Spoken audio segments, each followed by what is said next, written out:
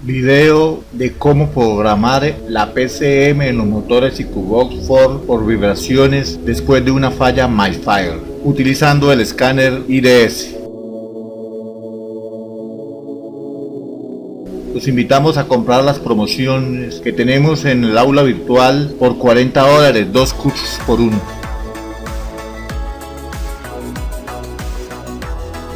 Entrenamiento Facility Training le da la bienvenida.